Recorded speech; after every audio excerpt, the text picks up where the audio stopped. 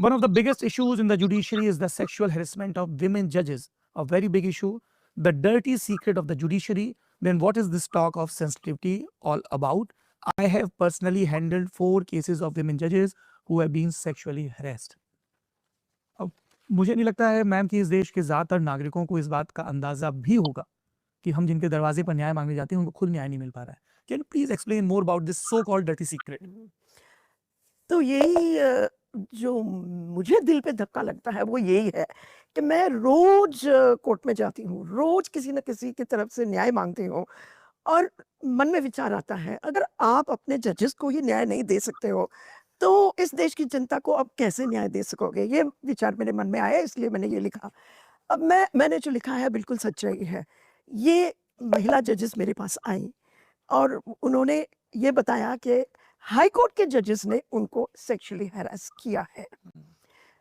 मैंने ये मामला छोड़ा नहीं। एक महिला जो मेरे पास आई उसका केस मैंने सिर्फ सुप्रीम कोर्ट तक नहीं लेकिन इम्पीचमेंट तक भी ले गई थी।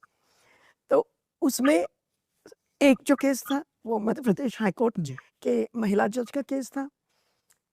उसको किसी हाई कोर्ट जज ने कहा, उसका ये कहना है कि हाँ, मेरी अपनी वेडिंग की सालगिरह होने वाली है, 25th वेडिंग एनिवर्सरी, मैं तो पार्टी करने वाला हूँ, मैं चाहता हूँ कि आप एक बॉलीवुड का आइटम नंबर डांस कीजिए। अब इतना कहना ही सेक्सुअल हैरेसमेंट है। ये हाई कोर्ट के जज ने एक महिला जज को कहा, ये उनका कहना है। ठीक है, मैं मानती हूँ कि ये सवाल उठाना ही सेक्सुअल हैरेसमेंट है। कानून के हिसाब से सेक्सुअल हैरेसमेंट सब हाथ लगाने से नहीं होता है, शब्दों से भी हो सकता है।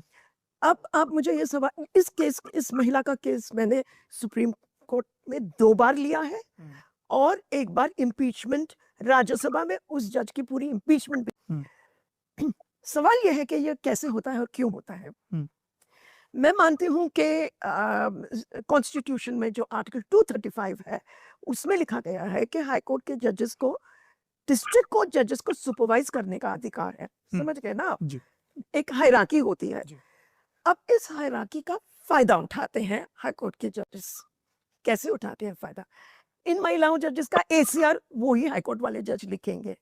इन महिलाओं का प्रमोशन उन्हीं के ऊपर निर्भर है। उसका पूरा फायदा उठा के उनको जो ट्रांसफर भी हो सकता है, वो सही कह रहे हैं।